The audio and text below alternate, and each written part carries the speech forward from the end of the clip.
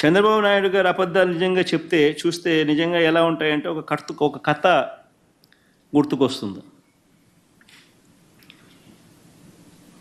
ఒక ఊరిలో అమాయకుడు, పాప అమాయకుడు భుజాన ఒక మేకపిల్లని వేసుకొని దాన్ని ఏదో అమ్ముకోవాలని పాపం బజారుకి బయలుదేరుతాడు. ఇంట్లో నుంచి గడప దాటుతానే ఒకడొస్తాడు. ఒకడొచ్చి నీ కుక్క బలే బాగుంది అని అంటాడు. అమాయకుడు అనుకుంటాడు, ఏందిరా అబ్బాయి ఇది, నేనేమో మేకపిల్ల వేసుకొని పోతా ఉన్నాను, మెడలో నా భుజాన ఈయనేమో కుక్కపిల్ల బాగుందని అంటాడు ఏంది అని చెప్పి, లేదయ్యా ఇది మేకపిల్ల, ఇది కుక్కపిల్ల కాదు అని చెప్పి చెప్తాడు. ఆ నుంచి ఇంకో 4 అడుగులు ముందుకేస్తాడు. ఆ వీధి చివరికి వచ్చేసరికి, ఆ వీధి టర్నింగ్ దిగేసరికి ఇంకొకడు ఎదురవుతాడు. ఇంకోడు ఏమంటాడు, అరే నీ కుక్కపిల్ల చాలా తెల్లగా ఉంది, చాలా బాగుంది అంటాడు. ఎక్కడి నుంచి తెచ్చుకున్నావు అని అంటాడు. ఈ అమాయకుడు అనుకుంటాడు, ఏందిరా మేకపిల్లని నేను తీసుకుపోతా అంటాడు. మళ్ళీ ఇంకొకడు వచ్చి మళ్ళీ కుక్కపిల్ల అంటాడు. కుక్కపిల్ల తెల్లగా ఉందని అంటాడు, భలే బాగుందని అంటాడు, ఎక్కడి నుంచి తెచ్చుకున్నాను అంటాడు. ఏంది కాదు స్వామి, ఇది మేకపిల్ల, ఇది కుక్కపిల్ల కాదు ఇది అని చెప్పి, నీ కన్ను కనపడడం లేదా నీకు అని చెప్పి మళ్ళీ ముందుకు పోతాడు. మళ్ళీ ఆ నుంచి ఇంకొక కిలోమీటర్ ముందుకు పోయేసరికి ఇంకోడు కనపడతాడు. ఇంకోడు కనపడి, నీ కుక్కపిల్ల బలి బాగుంది, నాకు అమ్ముతావా అని అంటాడు. అంటే ఏం కన్ఫ్యూజన్ స్టార్ట్ అవుతుంది. ఏందిరానైనా నా బుర్రలో మేకపిల్ల నేను భుజాన్ని వేసుకొని పోతా ఉన్నాడంటే కుక్కపిల్ల అంటాడు, ముగ్గురితో చెప్పించినాడు, 3వ వాడు వచ్చి కూడా మళ్ళీ కుక్కపిల్ల అంటాడు, కుక్కపిల్ల తెల్లగా ఉందని అంటాడు, నాకు అమ్ముతావా అని అంటాడు. ఇదేంద్రా నేను మేకపిల్ల వేసుకుంటూ పోతా ఉంటే అని చెప్పి మళ్ళీ ఆయన తిడతాడు, అరే ఇది మేకపిల్ల అయినా కుక్కపిల్ల కాదు ఇది అని చెప్పి మళ్ళా 4 అడుగులు ముందుకేస్తాడు. ఇంకో 4 అడుగులు ముందుకు దూరం వేసేసరికి ఇంకొకడు కనపడతాడు. 4వ వాడు కనిపించేసరికి ఏమంటాడు, కుక్కపిల్లని ఎందుకయ్యా నువ్వు మెడలో వేసుకొని పోతా ఉన్నావు, నువ్వు భుజాన్ని వేసుకొని పోతా ఉంటావు, పక్కన నీతో పాటు నడవమంటే నడవదా అంటాడు అని 4వ వాడు అంటాడు. దాంతో ఏమంటాడు ఆ అమాయకుడు, పాపం ఇందులో నా కళ్ళకి ఏమన్నా అయిందా, నా మనిషికి ఏమన్నా అయినా అని చెప్పి మేకపిల్లని తీసి ఆడేసి, నాకు మేకపిల్ల వద్దు, నాకు ఈ కుక్కపిల్ల వద్దు అని చెప్పి పోతాడు.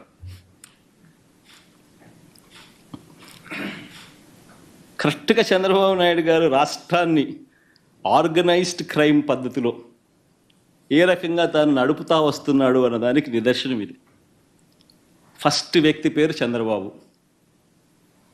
2వ వ్యక్తి పేరు దత్తపుత్రుడు, 3వ వ్యక్తి పేరు బీజేపీలో ఉన్న తన వదినమ్మ, తన మనిషి. 4వ వ్యక్తులు ఎవరు అంటే ఓ ఈనాడు, ఓ ఆంధ్రజ్యోతి, ఓ TV5, ఎల్లో మాఫియా. గుర్తుకు రావడం లేదు ఇవన్నీ చూస్తూ ఉంటే. ఆంధ్రప్రదేశ్లో ఏ రకంగా లేని అప్పులు ఉన్నట్టుగా, ఏ రకంగా ఒక వ్యవస్థీకరణ పద్ధతిలో, ఏ రకంగా ఒక అబద్ధాన్ని రెక్కలు కట్టి ఏ రకంగా ప్రచారం చేసి చివరికి ఎందుకు చేస్తున్నారు అని అంటే కారణం సూపర్ 6లు, సూపర్ 7లు ప్రజలకు ఇవ్వకుండా మోసం చేసేందుకు ఇదంతా జరుగుతూ ఉంది.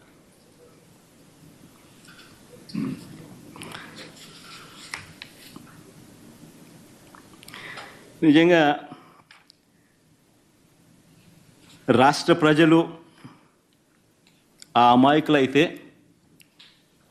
మేకపిల్లేమో మన రాష్ట్రం.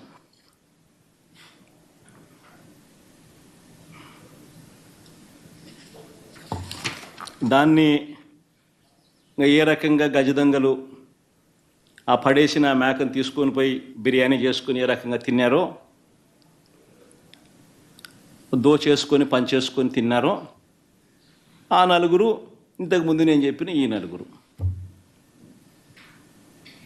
రాష్ట్ర ప్రజలను, రాష్ట్రాన్ని ఈ రకంగా మోసం చేసి ఏ రకంగా బిర్యానీ కొట్టేసుకొని ఏ రకంగా తినే కార్యక్రమాలు, దోచుకోవడము, తినే కార్యక్రమాలు జరుగుతూ ఉన్నాయి. నిజంగా ఇలా మోసాలు నిజంగా ఏ స్థాయిలో ఉన్నాయనంటే, అధికారంలోకి రావడానికి ఏ రకంగా ఆర్గనైజ్డ్ క్రైమ్ ఉపయోగించి ఏ రకంగా వీళ్ళు ఆర్గనైజ్డ్ క్రైమ్ ద్వారా అధికారంలోకి సూపర్ 6లు అంటూ, సూపర్ 7లు అంటూ ఏ రకంగా హామీలు ఇచ్చి ఒక మేనిఫెస్టో అంటూ ఒక ఒక మాయా పుస్తకాన్ని క్రియేట్ చేసి దాన్ని ప్రతి ఇంటికి ఎలా తీసుకొని పోయి ప్రతి ఇంటికి దాన్ని ఏ రకంగా పబ్లిసైజ్ చేసి ప్రతి ఇంట్లో ఉన్న ప్రతి ఒక్కరిని మనోభావాలతో ఎలా ఆడుకొని ముందుకు పోయారో, నిన్న జరిగిన అసెంబ్లీ సమావేశాల్లో ఈ సూపర్ 6లు సూపర్ 7లలో అతి చిన్న వ్యవహారం ఈ గ్యాస్ సిలిండర్లు. మామూలుగా అయితే గ్యాస్ సిలిండర్లు, బస్సులు అనేటివి చాలా చిన్నవి.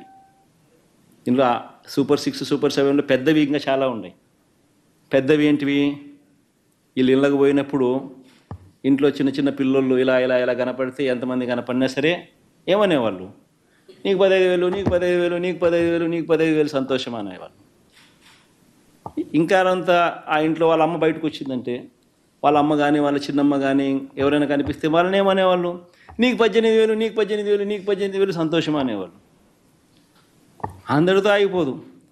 ఆ ఇంట్లో ఆ అమ్మల అత్త కనపడిందంటే, లేకపోతే ఆ అమ్మల అమ్మ కనపడిందనంటే మళ్ళీ ఏమనేవాళ్ళు? నీకు 48,000, నీకు 48,000, నీకు 48,000 సంతోషం అనేవాళ్ళు. వయసులో పెద్దోళ్ళు కనపడితే 50 ఏళ్ళు దాటే వయసులో కనపడిన వాళ్ళు నీకు 48,000, నీకు 45,000, నీకు 45,000 అనేవాళ్ళు. ఇంట్లో నుంచి 20 ఏళ్ళ పిల్లోడు కనపడితే నీకు 36,000, నీకు 36,000, నీకు 36,000 సంతోషం అనేవాళ్ళు. ఇంట్లో నుంచి రైతు కనపడితే నీకు 20,000, నీకు 20,000, నీకు 20,000 సంతోషం అనేవాళ్ళు. ఇవన్నీ సూపర్ 6లలో భాగాలు మనం చూసినాం. ఇవన్నీ పెద్ద పెద్దవి. సరే, పెద్ద పెద్దవన్నీ కాస్త ఎలాగూ వీళ్ళు మోసాల్లో భాగంగా ఎలాగూ చేయరు అని అనుకుంటే, చిన్న చిన్న వాటిల్లో కూడా మోసాలే. చిన్న వాటిల్లో కూడా ఏంది? గ్యాస్ సిలిండర్లు, ఉచిత బస్సులు, ఇలాంటి చిల్లరయి చిన్నవి వీటిలో కూడా మోసాలే. వీటికి సంబంధించి కూడా మన గ్యాస్కి సంబంధించి అసెంబ్లీలో వీళ్ళు మాట్లాడిన మాటలు, ఫైనాన్స్ మినిస్టర్ ఒకటి మాట్లాడతాడు, సివిల్ సప్లైస్ మంత్రి ఒకటి మాట్లాడతాడు. నిజంగా ఆంధ్ర రాష్ట్రంలో యాక్టివ్ సిలిండర్లు ఎంత ఉన్నాయనంటే, ఇది ఎల్పిజి కనెక్షన్స్ ఆంధ్ర రాష్ట్రంలో దేశంలో మొత్తాన్ని చూస్తే ఎంత ఉన్నాయని చూస్తే వాళ్ళు పెట్టిన రిపోర్ట్ల ప్రకారంగానే ఆంధ్ర రాష్ట్రంలో యాక్టివ్ సిలిండర్లు 1,55,00,000. ఇది నేను ఇచ్చిన డేటా కాదు. Source PSU, OFCs, IOCL, BPCL, HPCL వీళ్ళ డేటా ప్రకారమే ఆంధ్ర రాష్ట్రంలో యాక్టివ్ గ్యాస్ సిలిండర్లు 1,55,00,000 ఉన్నాయి. కర్ణాటకలో 1,84,00,000 ఉన్నాయి, కేరళలో 96,00,000 ఉన్నాయి, తమిళనాడులో 2,33,000 ఉన్నాయి, తెలంగాణలో 1,24,00,000 ఉన్నాయి. మొత్తానికేమో మన ఆంధ్ర రాష్ట్రానికి వచ్చేసరికి 1,55,00,000.